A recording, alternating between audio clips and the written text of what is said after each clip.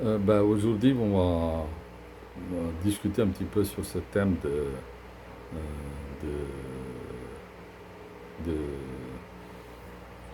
sentiments opposés qui nous tiraillent d'un côté à l'autre. C'est-à-dire, d'un côté, nous sommes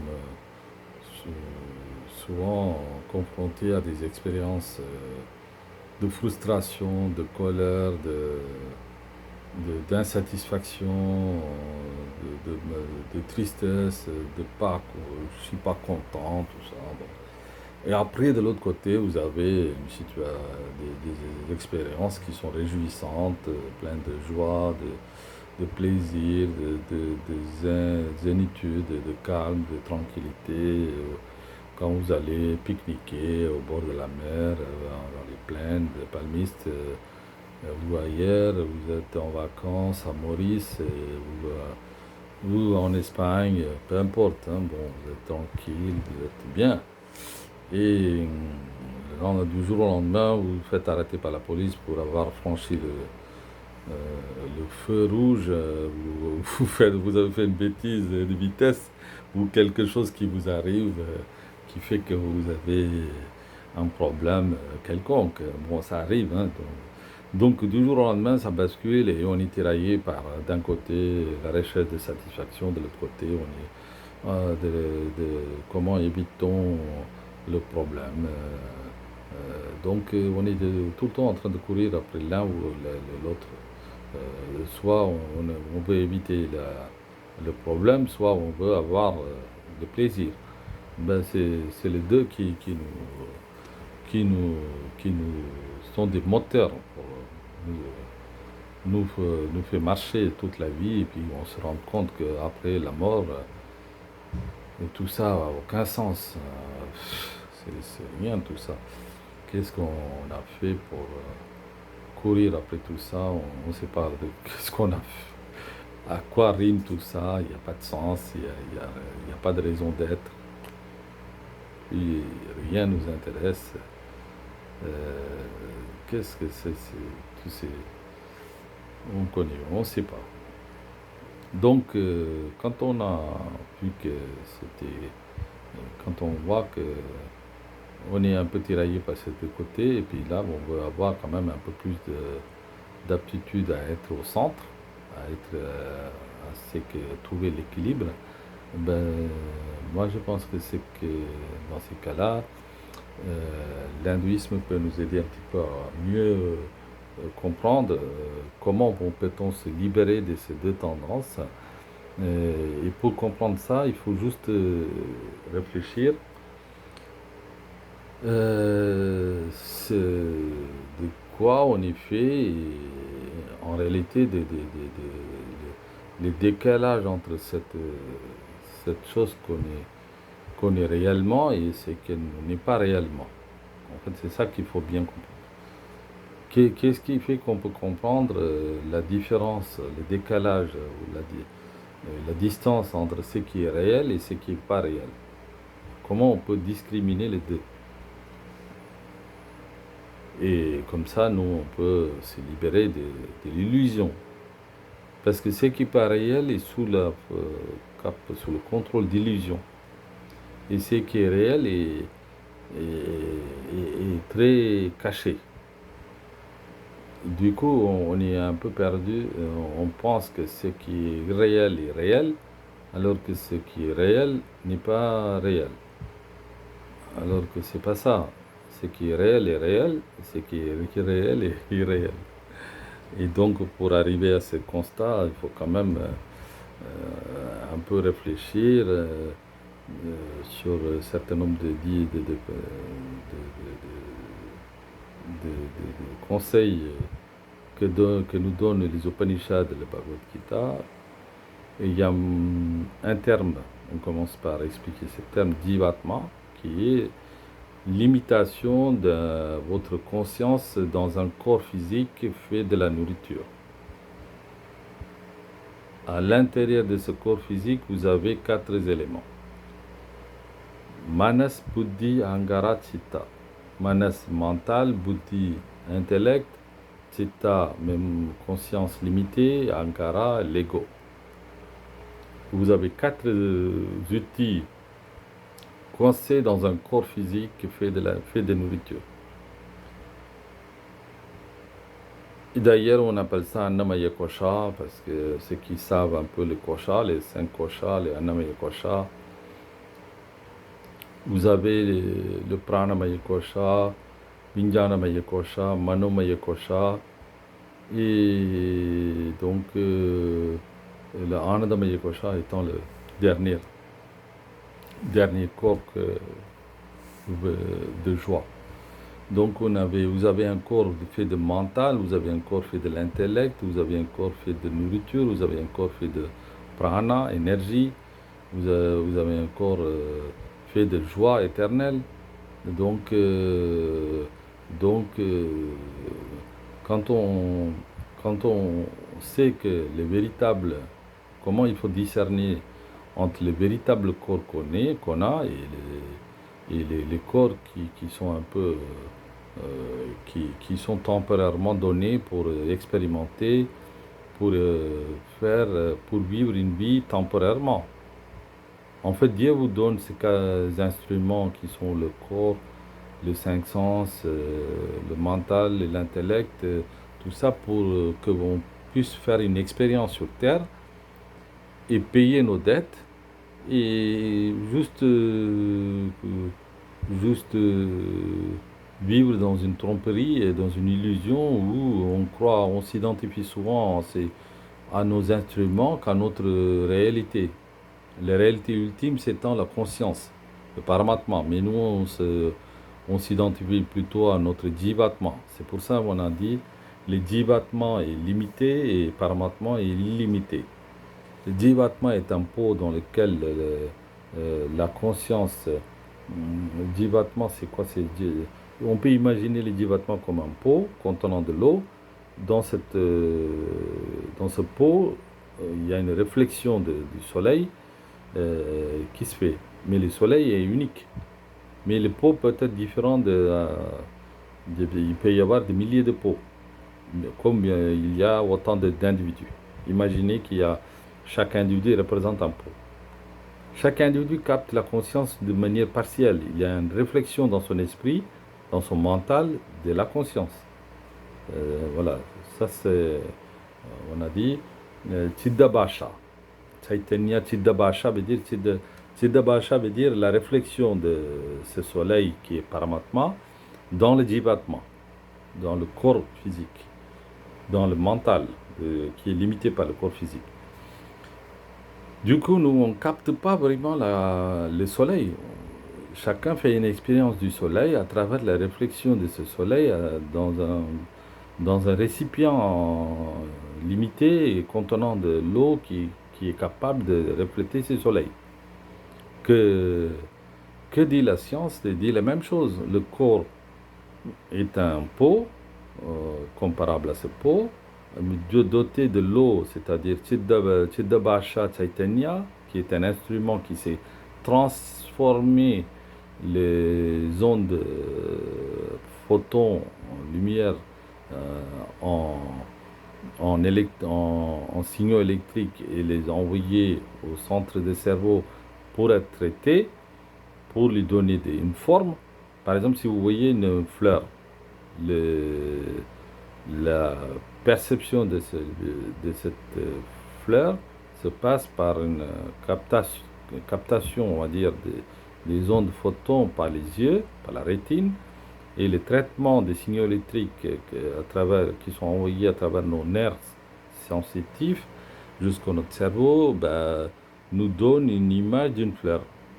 La fleur, elle n'existe pas, on ne sait pas. Mais tout ce qu'on sait, c'est le cerveau nous donne après avoir traité les signaux électriques, le cerveau nous présente la forme d'une fleur, soi-disant qui est devant nos yeux. Et du coup, nous, on croit que c'est vraiment une fleur qui est réelle devant nous, alors qu'on a juste la fleur est dans la tête et dans le cerveau, sous forme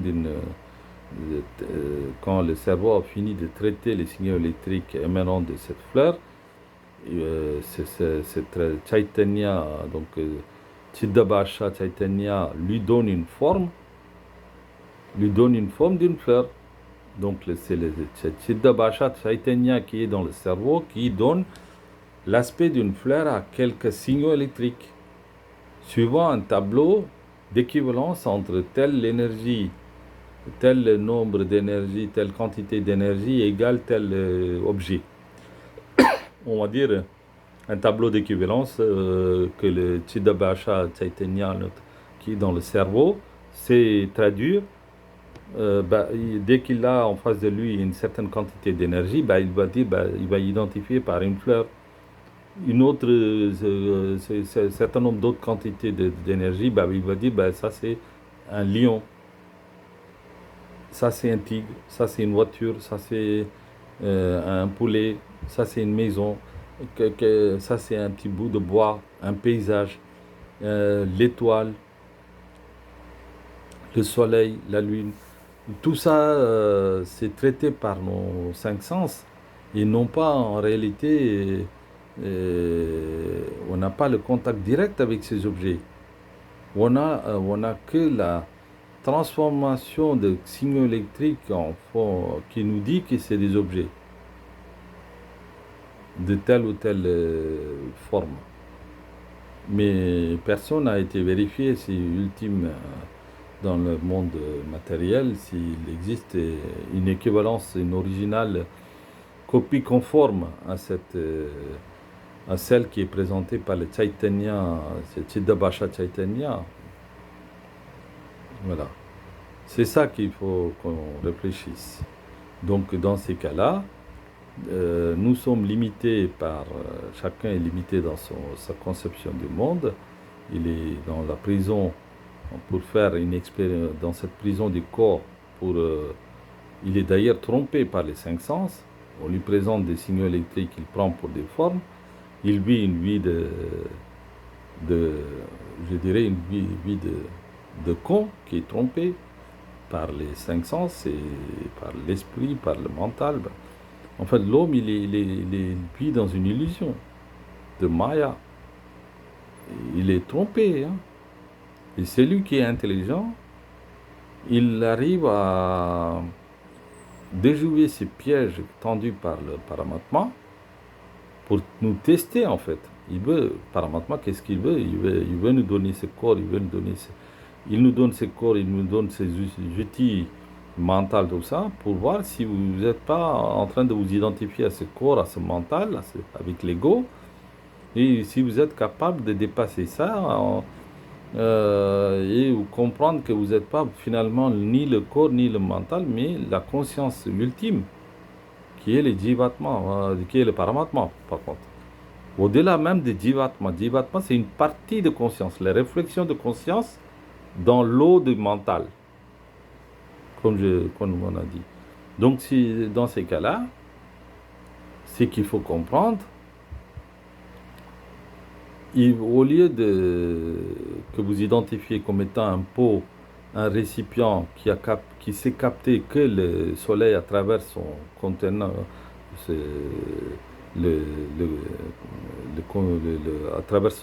grâce à l'eau qu'il contient, il faut dépasser ce stade pour dire, maintenant, je dépasse même cette limitation de pot contenant la capacité de refléter les soleils, et je deviens carrément le soleil. La conscience qui est complète, non pas partielle qu'on reçoit dans un pot. Voilà. Je pense avoir expliqué un peu, c'est vrai que c'est un peu compliqué, mais si on réfléchit bien, on peut comprendre tout ça. Hein. D'ailleurs, le mot sanskrit antakarana, antakarana veut dire que des instruments, donc mental, buddhi, chitta, angara, c'est des antakarana. Alors que Chiddabhasha Chaitanya veut dire la réflexion dans un pot de la conscience universelle. La réflexion dans un corps, dans un mental de la conscience universelle. Donc une partie de la conscience est captée par nous, qui est effectivement, qui peut nous aider à, à réfléchir sur le... Déjà, la réflexion nous donne une idée de ce qui est, de ce qu'on peut, enfin, on peut déjà concevoir le soleil à travers ces réflexions dans cette eau. Donc, quand on est assez intelligent pour dépasser le stade de la réflexion du soleil dans l'eau et directement penser au soleil qui est à l'origine de cette réflexion, ben nous, on est libéré de la prison mentale, on est complètement libéré de l'esclavagisme, complètement, complètement, complètement. Et pour arriver à cette libération totale, l'intellect peut nous aider, mais il faut aussi faire une expérience de méditation. Et ça, si on est capable au moins avoir... Déjà, si on arrive à capter toutes ces idées-là, on a déjà fait un grand pas en avant, on est déjà moitié libéré. Et moi, j'aurais aimé que les gens essayent de comprendre, même si c'est un peu difficile, on peut essayer de comprendre, parce que sinon, là, à quoi sert de vivre sur Terre si c'est pas pour comprendre intelligemment comment se libère-t-on de ces chaînes qui nous enchaînent et qu'on on est vraiment esclavage. On est vraiment des esclaves dans ce sens-là. En fait, l'histoire de l'esclavagisme à La Réunion, les maîtres qui possédaient des esclaves étaient eux-mêmes esclaves de leur mental, bien sûr, de leur capacité limitée dans un corps physique, parce qu'ils étaient tellement sous la pression, sous la gouvernance des mauvaises tendances, de qualités humaines qui sont négatives. Hein. En nous aussi, il y a des trois qualités. Hein. Il y a le sattva guna, le rajas guna, le tamas guna. Et les gunas qui sont très négatifs, enfin bon, on n'est pas complètement négatif à un moment donné, si vous voulez, à un moment donné de notre vie, on est une combinaison de ces trois éléments à des degrés divers. Donc, ce n'est pas la peine de jeter complètement ni le guna de tamas, ni le guna de rajas, ni en disant qu'il n'y a que sattva qui compte. Non, on n'est qu'un mélange, hein, suivant un pourcentage. Mais le dosage, si on sait bien doser ces trois qualités, on sait bien vivre dans ce monde, même si c'est illusion, et en remplissant les quatre dharmas, c'est-à-dire l'artha, le dharma, l'artha, kama, moksha. Le dharma, c'est-à-dire c'est qu'ils sont capables de purifier, d'arriver à un certain âge et d'oublier les plaisirs de la vie et de renoncer tous les d'attractions matérielles, ben, ils peuvent complètement être un avec... ils peuvent consacrer leur vie uniquement en faisant des dharmas, à un stade de sannyasi, un renonçant. Mais quand on est dans un monde de classe moyenne, vivant avec sa femme et ses enfants, ça c'est le grihastha, l'homme marié. Et lui, il a le devoir de soutenir financièrement sa famille et ses amis. Même en Inde, c'était même la population qui l'entourait, de telle manière que de lui dépendait les survies des mendiants, des autres renonçants qui venaient mendier dans chaque maison. Et les Grihastha, c'est l'homme marié qui est travailleur, qui est beaucoup plus sous la gouvernance de la Guna Rajas. Et lui, il était censé de consacrer ses vies pour les autres. Quelque part, lui, il est aussi sain que quelqu'un qui fait que des études intellectuelles, vous voyez. Et donc, nous, on ne peut pas jeter les gunas rajas non plus dans la poubelle en disant que c'est une mauvaise qualité. Non, c'est ça que je voulais dire. Et le troisièmement, si vous voulez, le tamas, ça correspond à quoi? à une inaction, à une certaine tendance à négliger l'action, à rester immobile dans une certaine somnolence, à, à tout laisser tomber, à ne faire à courir après certaines drogues, certaines euh, tendances négatives. Et ça s'appelle le guna de tamasa guna. Donc nous, ce qu'il faut faire intelligemment dans cette vie, c'est de dépasser les trigunas, c'est-à-dire les trois gunas, arriver à s'identifier avec la conscience qui est notre paramatma, et en dépassant les petits corps dans lesquels sont insérés les mental, l'intellect, l'ego, la conscience limitée. Voilà. Et si on arrive à faire ça, mais par contre, ça c'est pour après avoir accompli ses devoirs en tant que l'homme marié, en tant que travailleur qui a travaillé pour la société, qui a apporté la richesse et qui a partagé cette richesse avec les sannyasis, c'est-à-dire les renonçants. C'est-à-dire, si vous voyez quelqu'un qui est détaché matériellement de cette vie, il faut l'aider, tout simplement, quel que soit le pays. Mais je pense que dans un pays occidental, il n'y a pas de renonçants. Matériellement, ils sont tous attachés au monde matériel. Donc, vous allez trouver un tel homme. Bon, ça, c'est juste pour rigoler. Donc, voilà, mais ça, c'est pour... En fait, comprendre la philosophie indienne, c'est une manière de bien vivre. C'est tout. C'est intéressant, quoi. C'est pas... On se prend pas la tête avec ça. C'est plus par rapport à notre libération. Et même si vous atteignez pas le but ultime, au moins savoir, c'est que... par exemple, vous êtes dans la forêt.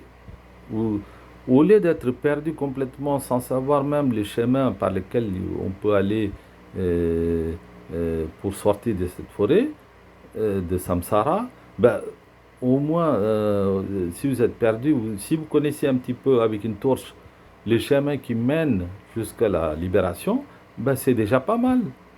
À mon avis, tout effort, même un centimètre de progrès vers cette libération, même un iota d'effort, ben ça compte.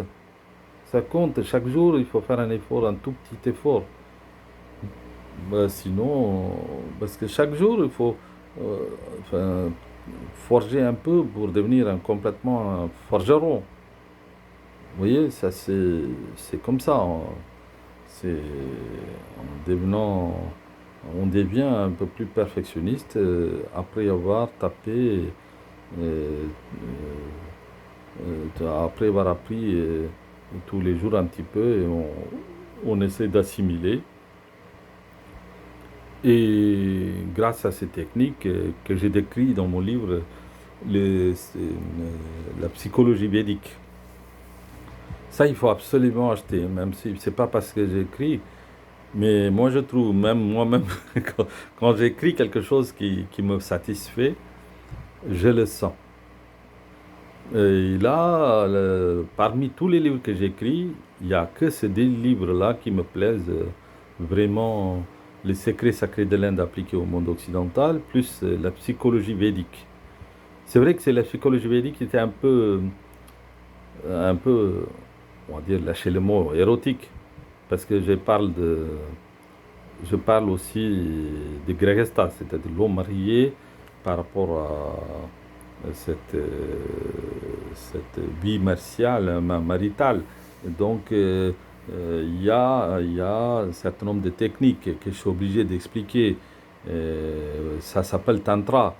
Et donc, pour une meilleure vie satisfaisante, d'une meilleure vie de couple, ben, on est obligé d'explorer aussi, je ne sais pas si vous connaissez Tantra, Tantrisme. Voilà, mais ça c'est... En fait, goûter même le plus petit plaisir avec toute la conscience, en éteignant les cinq sens, en obligeant les cinq sens à rester dans ce processus de goûter. Voilà. Si, par exemple, si vous prenez un thé, vous prenez entièrement ce thé, mais en faisant un avec les dégustations, en obligeant les cinq sens à rester calme et concentré sur le processus de dégustation de ce thé. Ainsi va de partout, y compris la vie de l'homme marié comportant ses plaisirs. Vous voyez? Moi, je ne vous décris pas ici. Mais dans le livre, je suis obligé de, quand même d'apporter quelques éléments parce que c'est vrai que c'est pas un tabou en Inde. Hein, parce que d'ailleurs, dans les temples, si vous voulez, les Kama Sutras n'étaient pas un tabou. Hein, c'est un outil, c'est un instrument, c'est un moyen d'unir avec le Paramatma. C'est tout. Vu comme ça, la femme n'est pas la destination du voyage, mais c'est le transit. À travers ce transit, on va aller au-delà de ce transit, aller dans un voyage euh, qui va être la destination finale, c'est la fusion entre vous et le Dieu créateur, carrément. Le Dieu créateur est déjà en vous, mais reconnaître ce Dieu créateur en vous et d'être avec lui, profondément en lui, et de voir avec ses yeux ce monde, un instant de, de l'union sexuelle, ben, à mon avis, c'est ça le vie de couple. Bon, on ne va pas se disperser dans ces sujets, mais pour ramener à notre sujet initial, c'est de pouvoir se libérer de toute limitation. Ok? Ben, je finis avec ça. Merci, à la prochaine.